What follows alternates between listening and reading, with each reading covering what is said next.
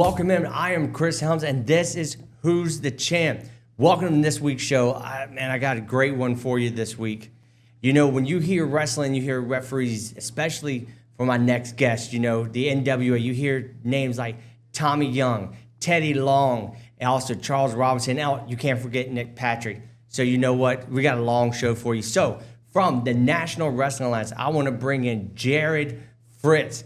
How are you doing today, man? I am doing very well, Chris. Thanks so much for having me here. Man, I'm so honored for you to be here. So, you know, let's just go ahead and let's just jump into your career. Did you start as a referee or did you start as a wrestler? I actually started as an assistant, so to speak. I was working with Old School Championship Wrestling here in South Carolina. My shoot job, my regular job is I'm a sports massage therapist, so I was going in to help out in the back with helping out the wrestlers kind of recover from their matches and whatnot. And what happened is that they wanted to kind of do a little spot, but in the state of South Carolina, you have to be licensed and trained before you can get within 6 feet of the ring. So they hooked me up with Bob Keller, learned a little bit there. And in the training for what I was supposed to do, which never actually happened due to an accident with somebody else, he said, well, you ever thought about refereeing? And of course, I was like, no, not really, but let's give it a shot. So I went ahead and started training as a referee, transitioned into actually doing a little bit of wrestling and kept that a very, very short career after a small injury. And then I just kind of put all my chips in on refereeing. Very nice. So you brought the name up Bob Keller. Yes. You know, in the state of South Carolina, Bob Keller is not, if you're not in the business, you really don't know the name, except for the little stuff that he does. But, you know, so many names have come out of his camp, like John Schuyler. You know, you were talking about an Old School Championship, right? Zuka King, you know, yourself, just so many names here in the Low Country and all over the state know Bob Keller and his training. Speaking a little bit about Bob, you know, your experiences with him, what was it like training with him? Absolutely fantastic and unlike anything that I've really seen before, which was at first kind of hesitant because he has such a focus on the old school psychology of what wrestling is and what we're supposed to do as far as entertainment goes. So when we went in there, yes, we did traditional roles. We hit the ropes. We learned a little bit here, but there was so much focus on why we do what we do that really set an awesome foundation for everything else that I've done in the business itself.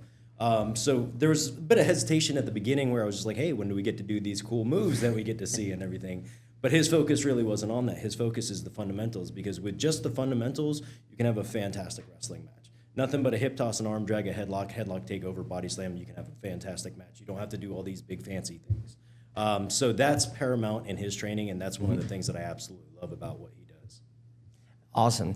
You know, just like you were saying with the fundamentals, you know, learning that, training to be a wrestler first, was it easier for you to go from training to be a wrestler into being a referee? Because a lot of people that I've talked to said that the one thing about a referee is to be there but not be seen or not really see what's going on. So becoming a wrestler first, was it easier as a transition? Because a lot of people start off as a referee, then go into wrestling. Well, no, that's exactly what I did. I started out with the referee and then transitioned into wrestling voluntarily because I really wanted to learn what a wrestler expects from a referee in there. Kind of be in their shoes so I can understand the positioning, where to be, anticipate any type of calamity that might happen throughout the match. So that's one of the reasons that I transitioned, just to kind of get a feel for it. And I help out a lot of referees. I help host a group on Facebook called The Reference, which is a networking group for referees. And one of the things that I tell a lot of them is, if you're not training to be a wrestler, you should be training to be a wrestler. Even if it's just rolling around, even if it's just learning how to take a bump, but really just learn how to be a wrestler first so that you can anticipate any of those needs that a wrestler might need. Awesome. So one of the things that I see, if you look on the screen, you have your NWA shirt on and everything.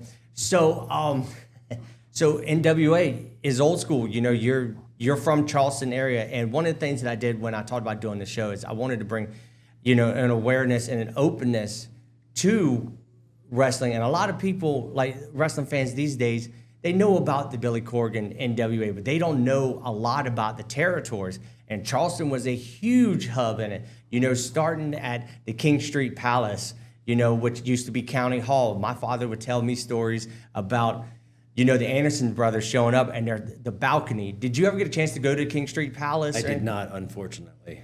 I was only able to do it once, and it was back when I think they were called American Classic Wrestling, ACW, was here, and they did a show there, and I got to sit up in the balcony, and I was like, wow, this, you know, thinking about Ole and Gene walking down here, and they're throwing a trash can, hitting them in the back of the head. So, with you being in the NWA right now, what would you think? Describe the difference between the territory system from way back until the NWA, which is now. So the territory systems was a great way to integrate a lot of wrestlers from different regions way back in the day, and highlight certain people that would basically kind of cross over one another to really build up hype in those areas.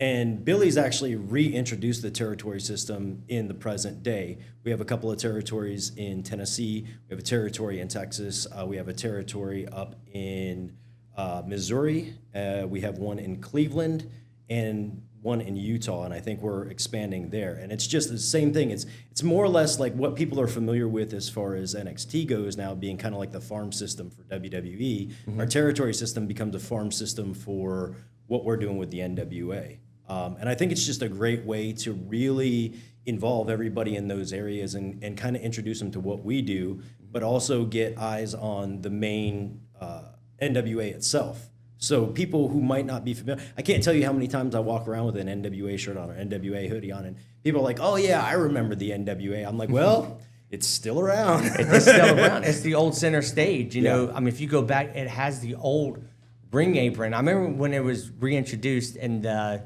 Rock and Roll Express showed up and they won the NWA tag team titles again. You know, hard to believe that Ricky Morton's still out there doing it at his age and doing a Canadian Destroyer. I remember watching AEW, seeing him flip over the ropes, and I'm just like, that man can still do it. Here I am at 42 years old, and, you know, I'm just like, man, I could barely get out of a chair sometimes. Yeah, he's great. You know, with so many different things that, you know, you've done, like you said, you work with Old School Championship Wrestling here in Charleston. You know, a few weeks ago, they celebrated, unfortunately, we had a huge death in the wrestling business, Hulk Hogan. And it just so happened that same night, they were helping Danny McBride launch his tequila. Yes. And you were on that show? I was there, yes. You were there. Oh, man. Unfortunately, I was not able to make it, but I did. We sent a photog out there, and we were able to get it on camera. So how was that experience, you know, dealing with that? Tell me a little bit of your experience about with Old School Championship Wrestling, dealing with Joe and dealing with Bob, and you're actually seeing the young guys come up. Yeah. That whole entire promotion is unbelievable. I joke all the time that Joe and Mary Sue corrupted me because the first time that I ever worked a show, aside from Bob's show with WrestleForce up in Columbia, was Old School Championship Wrestling, and they're just so friendly and so nice, and they do these things where they feed us, and it's just like you have that expectation that every time you go to a different promotion and they're like, yeah, here's your envelope, go. Oh, okay, cool, you know. So they're probably the single best promotion to work for when it comes to feeling valued and that you matter. And that, I believe, encourages the whole entire roster to want to work harder to entertain all of the fans out there.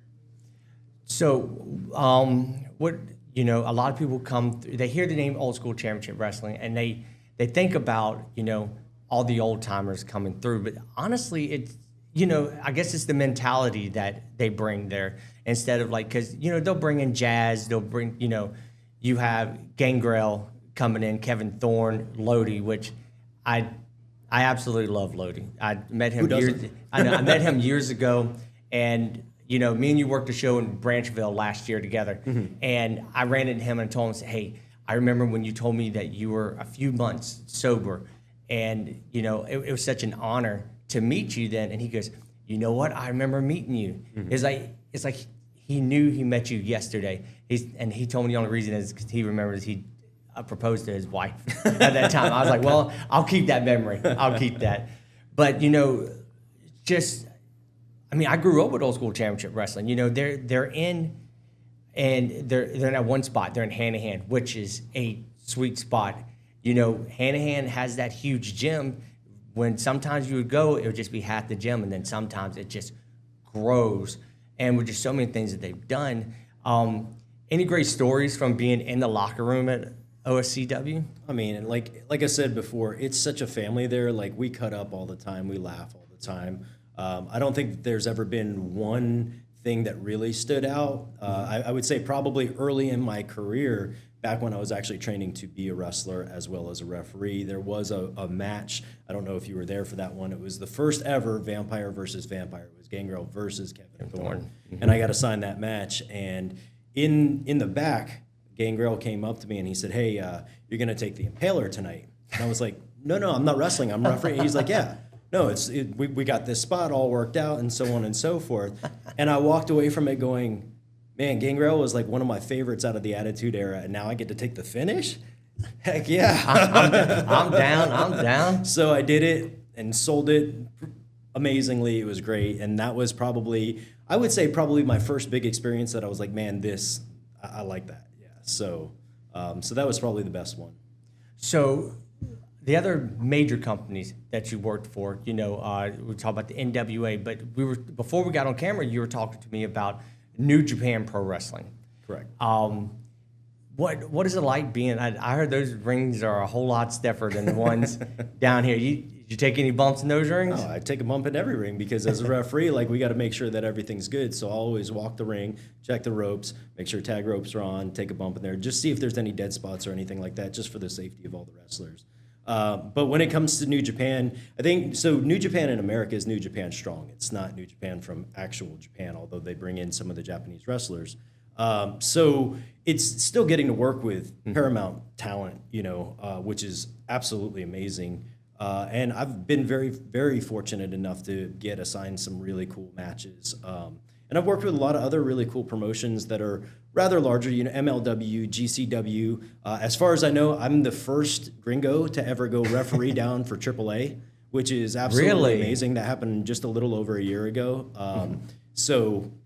It's been a great opportunity, and one of the things that I want to do is I want to go to as many different places, and I want to work in as many different arenas and in as many different rings as possible so that I can learn how each company runs themselves so I can convey that to the future generations. Very nice.